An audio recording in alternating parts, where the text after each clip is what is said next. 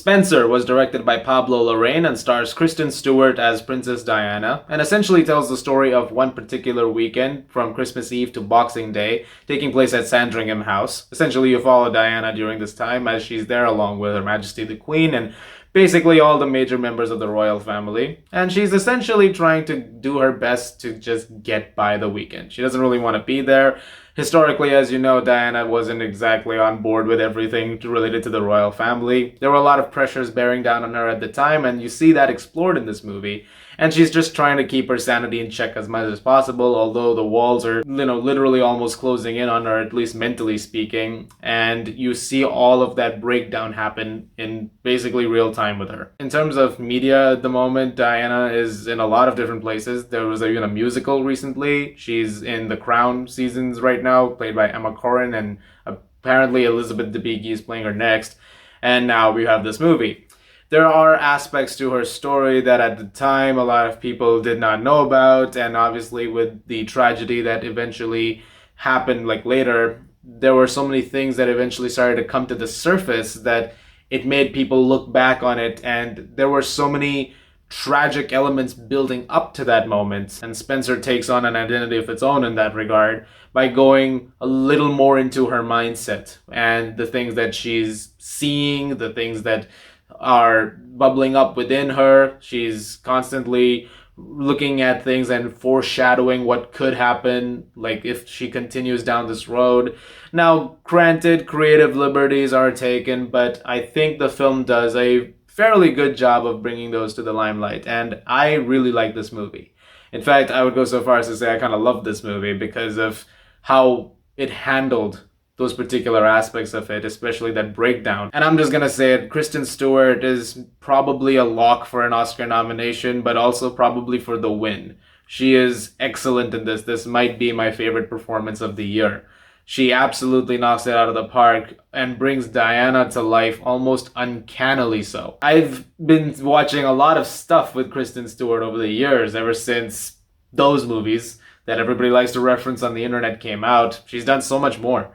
And her acting has just gotten better and better with each year. And now it's at a point where, yes, we are genuinely having the conversation about her getting the Oscar for this. And I would love if that happens. She's so wonderfully and brutally captures this character and this historical figure, not losing the fact that even with those more creative moments within her mindset, it's not like she's losing the plot at any point in time. Even then, if you remove those moments from the movie, you understand just the amount of pain that is going on within her. And it seems simple. If you're somebody who looks at it from an outside perspective, not quite understanding the subject, you might think, well, she seems to have everything. This is life handed to her on a silver platter. Why is she constantly being so sad and upset about something like that? But really, if you look at it from a mental health perspective, it's not just that, right? It's there's not just one little thing that happens or one major thing, one event that happens that cascades everything else. It's like a pressure cooker of sorts. It's constantly just it's whistling and it's just building and building and building. And so it's like that. It's on a stove. As you're following her through those 3 days, you're waiting for that whistle to go off. You're waiting for that pressure to build up to that point. And the film, while a slow burn, is almost intense in that way because there are moments where you're just sitting there and you have a very visual sense of things, and her acting, she's not saying anything in those moments. And so it's just her eyes and just her expressions that carry it forward. And as you're sitting there, you sort of feel like you're gripping your armrests, despite the fact that at the back of your head, in reality, what happens to Diana. And so there is that other sense of tragedy to it. So it's even if you see an uplifting moment here or there, in this movie, there's that part of it which is yeah, but you know what's going to happen. And the fact that the film is able to accomplish that is a testament to her performance, but also to the direction. I think Pablo Larraín does an excellent job. He also has done a few other biopic stuff in the past, like Neruda on the poet, as well as Jackie, which was about Jackie Kennedy. And both those films were terrific. And I think he's 3 for 3 now. He does a really good job of letting you in on the subject's life without ever it being a caricature. You're seeing them come to life, and that could, due to the fact that he knows exactly what he's making and he knows how to make it. And I think that the way he's constructed this film with the gorgeous cinematography, some of the best of the year, and a Johnny Greenwood score that is also probably going to get Oscar nominated. I think he does such a great job of bringing those to the forefront as well as he does, and everybody is able to accomplish everything that they want to in this film because of it. The cast and crew have done an amazing job. I can't stop thinking about it because, like I said, there are things about it that you can understand. You understand because you've heard about them. Like, you know that they're coming from a mile away. You've understood these things about this character. But again, the film explores it in such a way that it all hits you again. You know the amount of scrutiny that she's been through. You know the things that have happened to Diana at this point. That her breakdown is like, it's completely understandable. This iron grip that is now in her life. It's almost castrating, in fact.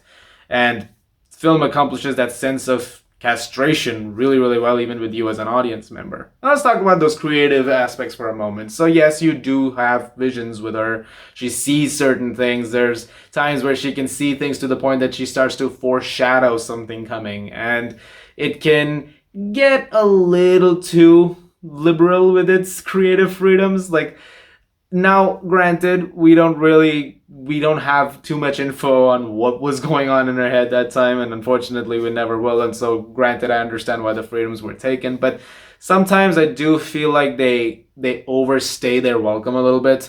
Like, even though I was invested in how it was being told, there were a couple of moments where I thought, okay, maybe not here. You don't need it for this, or maybe it gets a little too drawn out.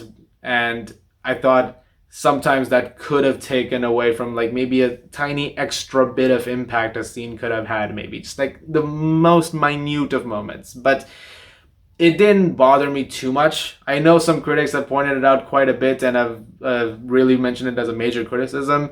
I think there is a degree to how much you're gonna like or dislike how those elements are handled.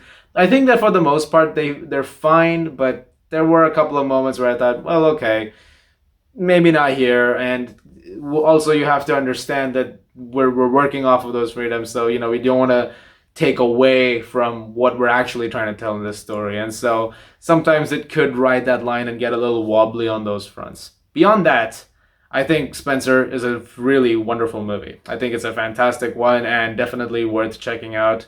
And yeah, go see it in theaters. I believe that's where it is. I don't know if it's getting a VOD release anytime soon, but yeah, if you get a chance to see it, please do. I'm gonna give Spencer a 9 out of 10. Guys, thank you very much for watching. Look forward to more reviews very soon. I'm also gonna review Tick Tick Boom, which is directed by Lin-Manuel Miranda and stars Andrew Garfield, very, very soon. That should be tomorrow. As always, if you like this, guys, please do subscribe, and I'll see you guys at the movies.